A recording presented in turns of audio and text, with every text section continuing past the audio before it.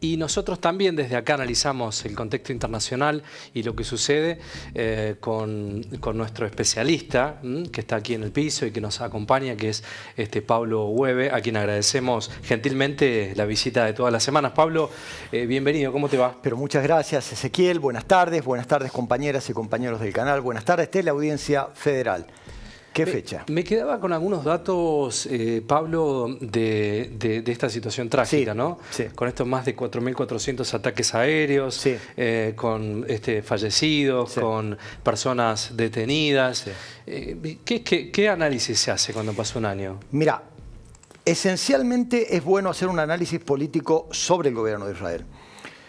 Hoy salen a la luz informes de que el Mossad el Shin Bet, que es el Servicio de Seguridad Interno de Israel, hace un año que había advertido al gobierno respecto de esta posibilidad. ¿Qué se decía? Que era muy difícil porque Israel tenía bien controladas las fronteras con la Franja de Gaza. Sin embargo, lo concreto es que desde que asumió Netanyahu, dividió a la sociedad israelí con el proyecto de reforma judicial, que en realidad son proyectos para lograr su propia impunidad, y reutilizó a las fuerzas de seguridad y defensa para que se controlaran las marchas opositoras. La noche antes, Ezequiel, el 6 a la noche, es decir, ayer, llaman desde el límite de la franja, advirtiendo que había movimientos irregulares en la gente de Hamas. Sin embargo, el gobierno no prestó atención a esto y tuvo que venir la masacre en el Festival de Música, tuvo que venir la masacre en Beersheba, en cada una de las localidades en las cuales hubo más de 1.200 muertos, mujeres violadas. Y al día de hoy, te cuento que no se sabe la cantidad real de rehenes, se habla de 120 que quedan, sí, y tampoco se sabe cuántos están vivos. Pablo, ese video que estamos viendo, que está a tu derecha, es el primer día, ¿no?, de los ataques. Efectivamente, efectivamente. Lo que sucedió, ¿no? Es un documento interesante para analizar lo que fue esa barbarie, ¿no? Esa situación. Fue una locura, tremenda. Una locura, y esto tiene que ver, digo porque por ahí la reacción israelí, basada en el derecho a la legítima defensa, pero no podemos negar de que 41.000 palestinos muertos, de los cuales un altísimo porcentaje nada tienen que ver con Hamas, ha generado en la opinión pública casi el olvido o la superación de la locura de un movimiento terrorista. Acá hay que hacer una diferencia, porque una cosa es que yo te dé miedo, una cosa es que te dé pánico. Estas dos cuestiones son psicológicamente explicables y tratables, pero otra cosa es el terror.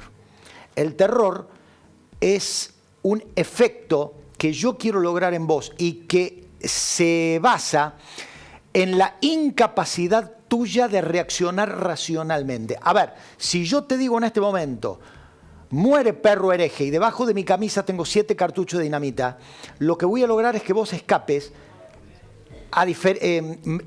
enfrentando lo que está más atrás de tu persona para tratar de escapar de mí, aunque no tengas salida, aunque no tengas puerta. Por lo tanto, esa falta de reacción racional es lo que obliga al Estado a reprimir. Claro. ¿Qué busca el terrorista? El terrorista busca ir rompiendo la relación entre el Estado y la sociedad y generar violencia. Hoy, 7 de octubre, en Israel va a haber marchas en contra del gobierno. Y vos dirás, pero hace un año de un ataque terrorista. Sí, pero gran parte de la población le cuestiona a Netanyahu, que él sabía y que dejó que las cosas pasaran, o que no hizo nada. Es cierto eso que decís, porque ayer leía un poquito de información respecto al análisis del año que se cumplió hoy, y hay mucho reclamo interno, ¿no? Mucho. Respecto a qué es lo que pasó ese día, que no se previó un ataque de esa magnitud. Te doy un dato. Mientras hay gente que se va a reunir para preguntar por qué, el gobierno ha prohibido que se reúnan más de 2.000 personas, 38.000 no fueron autorizadas. Mientras que el gobierno ha hecho un video donde no habla del atentado, sino que habla de la necesidad de que Israel se fortalezca en lo policial y en lo militar, y que reivindica el, entre comillas, éxito en la lucha entre frentes, contra Hamas en Gaza, contra Hezbollah en el Líbano y contra Irán. Esto no es menor, Ezequiel, porque Israel, esta es la primera vez en la historia que ha logrado prácticamente desarmar a Hezbollah y a Hamas lo que no quiere decir que vaya a haber paz. Lo decía el doctor Daloisio, con cuya participación estoy totalmente de acuerdo, porque aunque haya un solo terrorista, es suficiente para que una sociedad viva con temor. Es interesante en este esquema, Pablo, hablar de los aliados, ¿no? Totalmente. El juego político. Por eso es que no va a haber una escalada mucho mayor. China y Rusia, aliados de Irán, no les conviene que esto siga. ¿Por qué? Porque China necesita paz para su proyecto económico de confrontar contra Estados Unidos a través de la nueva ruta de la seda. Sí. Rusia sabe que Israel ha mirado para otro lado respecto de la guerra en Ucrania. Y Ucrania está pidiéndole desesperadamente a Israel el llamado domo de hierro o el sistema de cúpula de hierro, que es el interceptor de misiles. No se lo ha dado. Entonces Rusia, ¿qué le dice a Irán? Mira, si vos me obligás a ponerme de tu lado porque vos me estás vendiendo drones, mientras yo te compro petróleo, violando las normas internacionales, las sanciones internacionales, para que yo use esos drones contra Ucrania, Israel va a empezar a apoyar militarmente a Ucrania. Hoy la Unión Europea ya no apoya a Ucrania, Estados Unidos no apoya a Ucrania, y en este contexto entonces es tu planteo, que fue muy inteligente y oportuno, la cuestión de los aliados. Rusia y China le han dicho a Irán, está bien, tenías que contestar. ¿Por qué? Le matan al líder de Hamas en Teherán.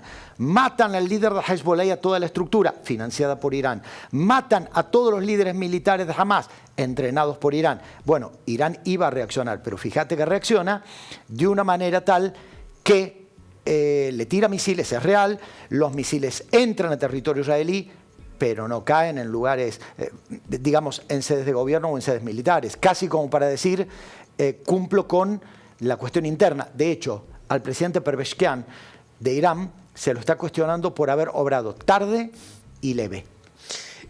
Nos está mirando mucha gente en todo el país. Aquellos que no están consustanciados, que son muchos, casi la mayoría, te diría, con la política internacional. Sí. ¿Cuál es la afectación que tienen países como los nuestros? Excelente en la pregunta. Economía mundial? Digo, ¿en cuánto nos afecta? Nos afecta y mucho. Primero, en un determinado momento había empezado a bajar el petróleo, que permitió que en Argentina las naftas bajaran un 1%. Sí. El ataque de Irán y la amenaza de una respuesta israelí contra oleoductos ha hecho subir, junto con la amenaza de los aliados de Irán en Yemen respecto de los petroleros, los enormes buques petroleros, ha hecho volver a subir nuevamente el precio del petróleo. Eso repercute internamente, pero lo que me preocupa, y uno tiene que ser muy prudente en esto, no estoy diciendo, como irresponsablemente dijo el señor presidente de la República, que en Argentina vaya a haber otro atentado. Lo que digo es, Argentina tiene la tercera comunidad judía de la diáspora más importante del mundo. Tenemos la capital judía más grande del mundo y en Argentina tenemos 2 atentados hace 30 y 32 años impunes a la fecha. Mi pregunta es, como para jugar en primera, como quiere jugar el señor presidente aliándose con Estados Unidos e Israel, ¿estamos mejor que hace 30 años? Te contesto ya, no. ¿Cómo seguirá el conflicto? ¿Cuál es tu mirada? ¿No? Mi mirada. ¿Recrudecerá? ¿Habrá Israel le va a contestar a Irán. Acuerdo? Israel le va a contestar a Irán. El problema, y aunque esto parezca perverso, un Netanyahu que estaba hace un año al borde de la destitución, hoy es Gardel. Sí. Hoy Netanyahu está apoyado por la oposición y hoy ganaría las elecciones. Por lo tanto, ha consolidado su situación política. Me preocupa el Líbano, un estado fallido, donde la estructura que administraba, de hecho, el centro y sur del Líbano, Hezbollah, ha sido devastada por Israel ante una nueva invasión y el 6% de la población libanesa está saliendo de sus hogares. La verdad es que junto con la crisis en Siria, con la debilidad de la monarquía jordana y con la advertencia que hacen Turquía y Arabia Saudita y Egipto, no te puedo decir que la palabra de 3 sílabas, paz, esté cerca. Te diría que estamos muy lejos de esa palabra. Anthony Blinken, el secretario de Estado de los Estados Unidos, ha participado en casi 9 oportunidades buscando la paz, no lo logró. No lo logró. Estados Unidos tiene elecciones dentro de muy poco. ¿Cuál es el nuevo mapa político de Estados Unidos respecto a esta situación? Esa es una pregunta excelente, porque a medida que aumente la violencia en el Oriente Medio, crecen las posibilidades de que Donald Trump sea presidente. Yo te traigo un número.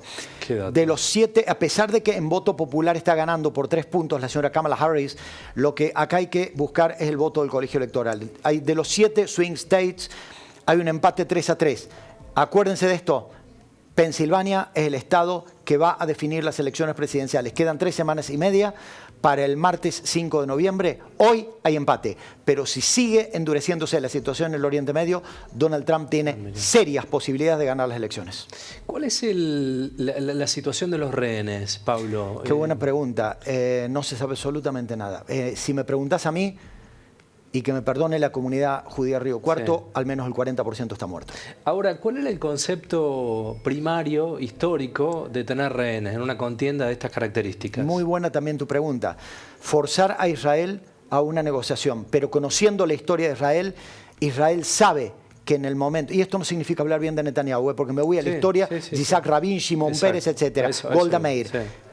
El día que Israel acepte negociar, como dijo Shimon Peres en 1975, ese día comienza la muerte de Israel. Por lo tanto, a pesar de que hay una oposición creciente en Israel para que el gobierno, una oposición militante en contra de un gobierno que no quiere negociar con Hamas, si este gobierno de Israel se sienta a negociar con Hamas la libertad de los rehenes a cambio de libertad de presos, mañana tendremos la toma de un colegio judío en Berlín, pasado de un restaurante judío en Barcelona y así. ¿Cuál es la situación de los desplazados, Pablo? No es buena. Digo, ¿qué comunidades se empiezan a conformar internamente también a partir de estas crisis, ¿no? Porque en algún momento finalizará, espero, o habrá un reorganigrama. Bueno, los desplazados, ¿qué rol cumplirían? Bueno, vamos a lo más, entre comillas, simple. Los que han tenido que salir de sus viviendas dentro de Israel van a volver, tarde o temprano van a volver, porque el Estado de Israel está consolidado como tal.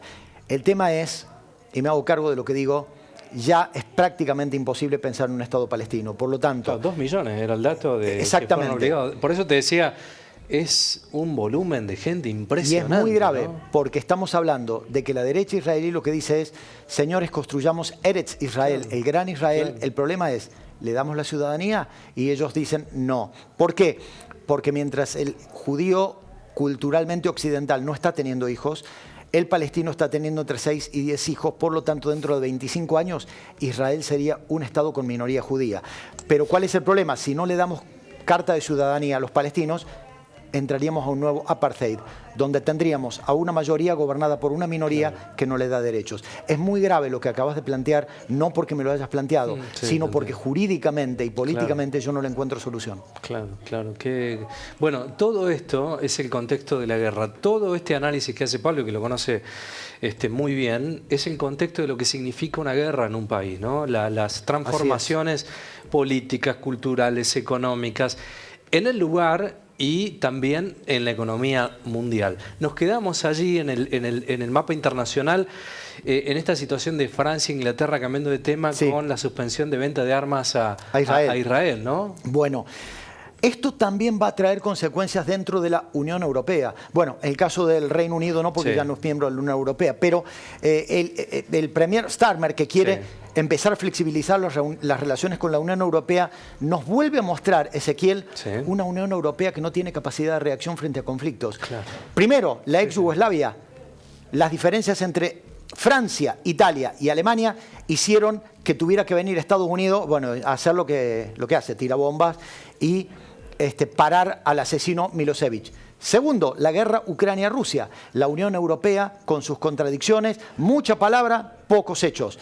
Tiene que venir Estados Unidos. Tercero, las políticas respecto de Israel. Hoy, 7, todos los líderes europeos pidiendo paz y apoyando a Israel.